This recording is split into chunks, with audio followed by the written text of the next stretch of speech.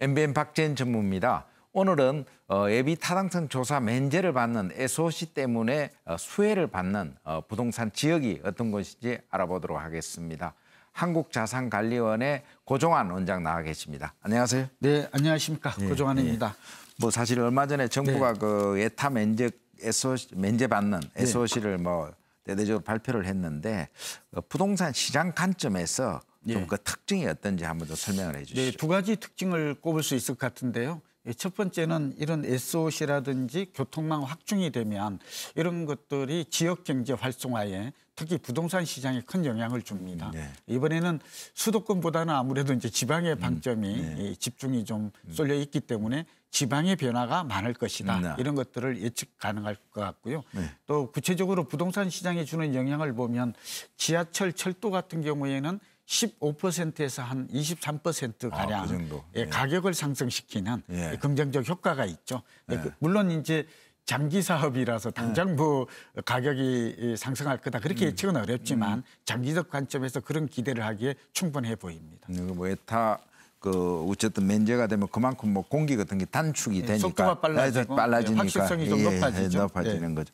그러면 그 수도권은 이번에 좀 상당히 좀 소외감을 많이 느꼈는데 그래도 조금 이번에 예타 면제로 혜택을 보는 지역이 어떤 곳으로 그렇죠. 보세요? 이번에 뭐 매일경제신문을 보면 뭐 경기, 인천, 수도권은 역차별이다 부글부글 뭐 이런 제목도 써놨던데요. 뭐 저도 뭐 그럴 가능성이 있다고 보이고 그럼에도 불구하고 이제 수도권은 두 군데가 이번에 좀 주목할 만하죠.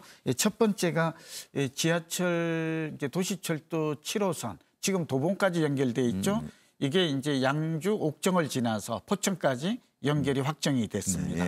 굉장한 변화죠. 그동안 적정지대의 파주라든지 이런 것들도 상당히 좀 영향이 있었지만 이제 포천까지 이렇게 지하철 7호선이 연결이 되면 그만큼 교통 접근성도 좋아지고 인구 이동 또 지역 경제 활성화되는데 큰 도움이 될 것으로 보이고요. 두 번째는 영종도죠. 영종도에서 신도라고 있습니다. 신도. 여기에 관광도로.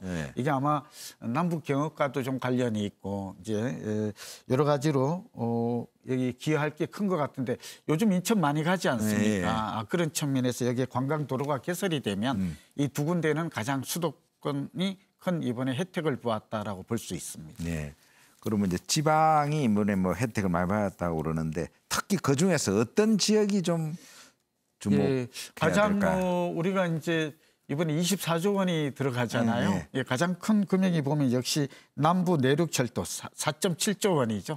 어마어마한 금액이 여기에 가장 많이 여기에 거제에서 김천까지 그렇게 되면 이제 뭐 저 고향도 진주인데 이제 진주나 이렇게 그동안 좀 서부 경남 지역에서 서울 오려면 굉장히 시간이 많이 걸렸잖아요. 뭐 마산도 지나야 되고 이랬어요. 근데 이제는 직선 노선이 됨으로 해서 그만큼 교통 혜택이 커진다라고 볼 수가 있고 새만금을 또 꼽을 수 있을 것 같아요. 전북 지역에 여기에 이제 국제공항을 만든다는 것이죠. 새만금 두고 말이 많았었는데 아무래도 국제공항이 조성이 되면 새만금 지역의 관광뿐만 아니라 물류 여러 가지 개발 효과는 좀 급물살을 탈 가능성이 높을 것으로 보이고 그다음에 이제 충북이라든지 강원도도 수혜를 볼 것 같아요.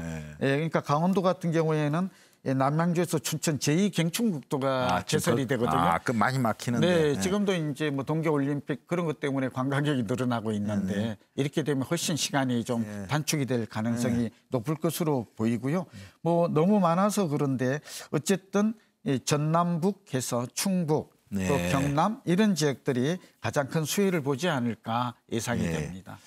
그리고 마지막으로 그 상당히 예타 면제를 받을 것으로 예상했던 이제 GTX B 코스 뭐 라인인가요? 그게 사실 재해가 돼버리지 않습니까? 그래서 그건 좀 타격이 있는 건지 어떻게 봐야 되는 건지. 타격이 있을 수는 있죠. 그러나 이제 실망하지 않아도 될 게 GTX B 노선이 이제 인천 송도에서 남양주 마석까지 연결되는 노선인 거거든요. 근데 이번에 이제 예타 면제 대상에 포함될 것이다 이런 기대감이 많았던 건 사실이에요.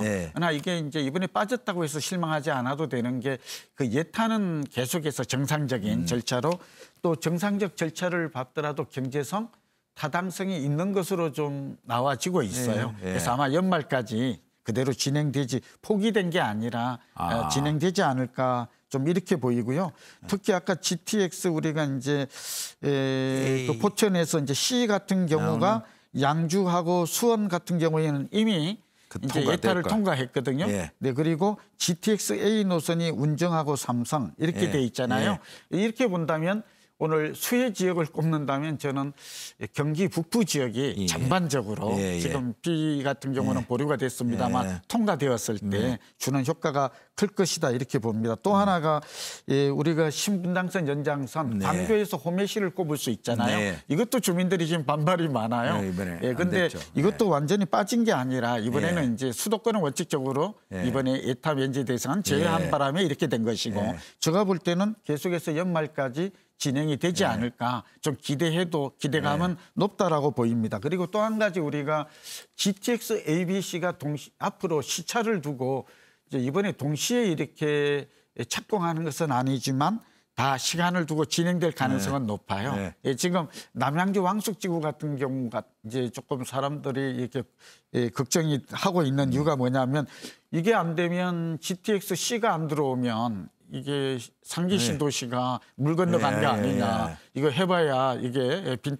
이런 얘기가 많거든요. 근데 그런 걸 다 감안하면 정부가 발표한 내용, 그러니까 상기 신도시를 발표하면서 선 교통망 확충을 하겠다는 걸 미리 발표한 관점으로 본다면 아마 GTX ABC는 다 예타가 면제되거나 통과되거나 착공되거나 해서 앞으로 진행이 되지 않을까. 수도권 북부 지역 특히 물론 수도권 남부 지역 중에서도 좀 소외됐던 지역들이 일부 있죠. 용인이나 이런 지역들도 같이 수혜를 보지 않을까 예상됩니다. 지금까지 좋은 말씀 감사합니다. 네, 감사합니다. 지금까지 예타 면제 수혜를 받는 부동산에 대해서 알아봤습니다. 박재현의 경제노트였습니다.